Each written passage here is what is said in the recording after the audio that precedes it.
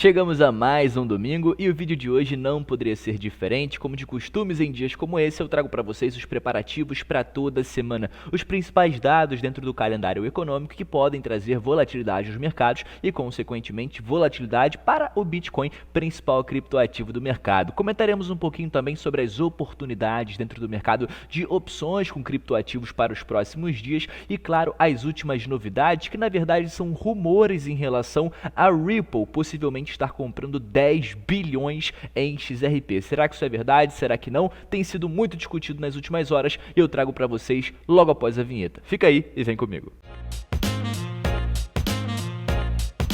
Agora sim, família, sejam todos muito bem-vindos a mais um episódio da Liga Cripto. Se você é novo por aqui e ainda não me conhece, muito prazer, meu nome é Bruno. Antes de mais nada, já peço a você que me assiste para que deixe o seu like nesse vídeo. Aproveita para se inscrever se você for novo por aqui e ainda não for um inscrito. E claro, deixe o seu feedback aqui embaixo em relação à qualidade do vídeo de hoje, principalmente em relação ao áudio, para que a gente continue a trazer melhorias aqui a cada vídeo. Iniciamos aqui no nosso conteúdo de hoje falando um pouquinho sobre essa última sexta-feira, algo bem positivo acontecendo nos Estados Unidos, que vem travando aí uma guerra em relação à regulamentação das criptos por lá, e vimos aí uma notícia bem positiva sobre esse assunto. A SEC, Comissão de Valores Mobiliários nos Estados Unidos, aprovou aí recentemente o primeiro ETF de Bitcoin com alavancagem basicamente futuros nos Estados Unidos, e obviamente aumentam as expectativas para que um ETF em spot, algo que já foi rejeitado por inúmeras vezes, seja agora aprovado muito em breve. Até porque a BlackRock,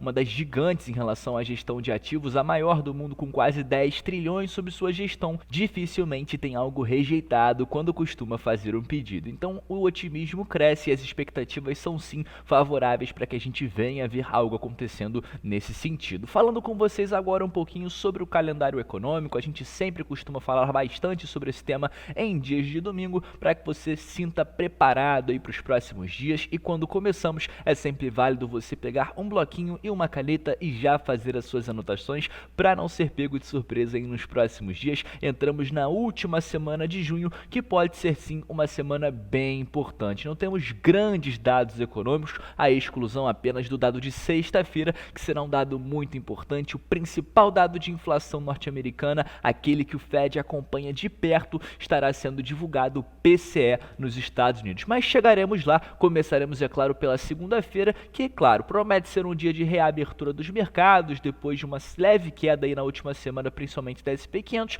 mas para o Bitcoin pode ser sim ainda um momento bem favorável, até que cheguemos aí nos 32 ou quem sabe até o patamar de 34 mil dólares. A gente vem sendo impulsionado nos últimos dias em meio a esse otimismo pelo investidor institucional. Falando agora sobre terça-feira, já que segunda-feira promete ser um dia bem morno e sem grandes coisas no calendário econômico, teremos dados importantes a serem divulgados nos Estados Unidos que podem trazer volatilidade, licenças de construção, pedidos de bens duráveis e, claro, a confiança do consumidor, dado que vem sendo bem acompanhado de perto por lá. E, claro, vendas de casas novas, outro dado relacionado ao mercado imobiliário, que parece de fato que o pior momento nesse setor já passou na economia nos Estados Unidos. A quarta-feira é dia de meio de semana e normalmente temos bastante volatilidade. E esse dia será muito importante porque teremos o discurso do Jerome Powell, presidente do Fed. No seu último discurso na última semana, ele deixou a pista, que obviamente foi negativo para as bolsas nos Estados Unidos, de que muito provavelmente 2 aumentos de juros serão sim realizados à economia local, levando a taxa aí em 50 pontos nos próximos meses, ainda no ano de 2023. Vamos ver o que ele deve falar aí nos próximos dias, principalmente na quarta-feira. A quinta-feira temos novamente falas do Jerome Powell, presidente do Fed, além também de dados preliminares em relação à inflação ao consumidor na Alemanha sobre o último mês de junho, mês que chega ao seu fim, mas o dado preliminar já começa a ser divulgado por lá. Quinta-feira, vocês já sabem, também é dia de dados relacionados ao mercado de trabalho, que são divulgados em todas as quintas-feiras. O relatório de pedidos iniciais por seguro-desemprego, que tem mostrado uma tendência de alta e preocupado alguns investidores, uma alta que já alcança nos últimos 20 meses o seu maior patamar. É claro que é mais um dado a ser ser acompanhado muito de perto. Chegando à sexta-feira, como eu comentei no início do vídeo, teremos não só o dado de PCE, que deve ser o dado mais importante dessa semana, como também dados de inflação preliminar na zona do euro. Se no dia anterior foi na Alemanha,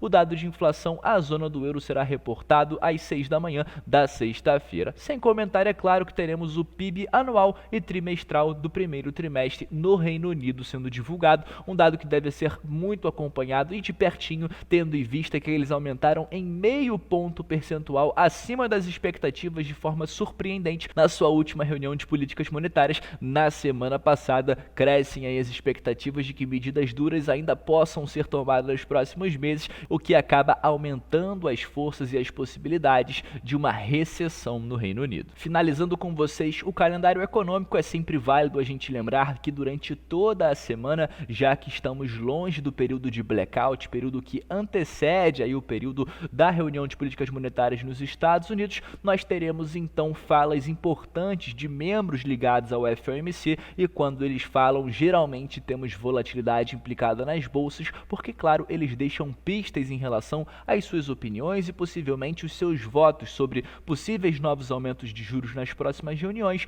ou então estabilização das taxas, a depender do que esses membros falarem nos próximos dias. Também poderemos ver volatilidade nos principais mercados. Mudando agora totalmente de assunto para falar sobre um rumor que na verdade é uma das chamadas para o nosso vídeo de hoje, um rumor que tomou conta do mercado de altcoins e principalmente para XRP, uma das grandes altcoins do mercado cripto. O que tem se falado principalmente é em relação à possibilidade de uma recompra muito grande de XRP por parte da Ripple Labs, onde eles estariam comprando cerca de 10 bilhões em XRP, o que seria uma quantia avassaladora do seu supply, fazendo então, obviamente, o preço da XRP explodir em pouquíssimo tempo de forma repentina. Muita gente inclusive comentando no Twitter: vou comprar mais XRP, vou guardar as minhas XRPs na minha bag, ou agora vai, ou o processo de fato acabou entre SEC e Ripple, mas infelizmente isso não passa de um rumor. Eu trago para vocês a confirmação,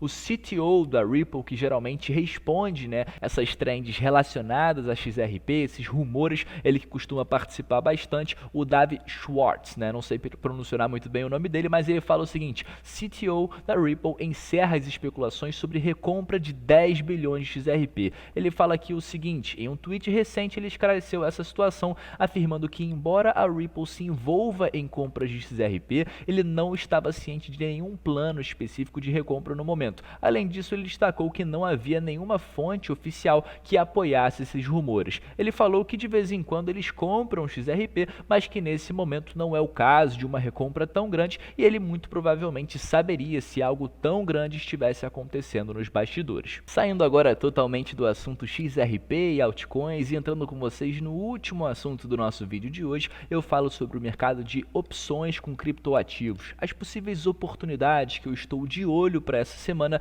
tendo em vista que os próximos dias podem trazer volatilidade aos principais mercados. Então, como vimos aí uma certa volatilidade na semana passada, trazendo o Bitcoin novamente acima do patamar de 30 mil dólares, eu estou olhando em regiões de preço como, por exemplo, 26, 34, 35 mil, e aí a gente tem algumas opções que a gente pode fazer, ou de vendas de call ou de vendas de put, que é a forma que eu particularmente prefiro operar nesse mercado. Você também pode operar comprado, mas eu particularmente prefiro operar vendido, beleza? Mas falando em relação às oportunidades, para essa semana, como eu comentei, temos dados importantíssimos somente na sexta-feira, e geralmente eu costumo operar até a madrugada de quinta a sexta, ou seja, essa operação do dia 30 de junho seria algo interessante para a gente. Ela venceria às 5 da manhã de sexta-feira e não estaríamos expostos aí à volatilidade durante todo o dia, principalmente com a divulgação do PCE nos Estados Unidos, dado de inflação acompanhado de perto pelo Banco Central norte-americano. Então, o que a gente tem aqui? Nesse momento, para vendas de put,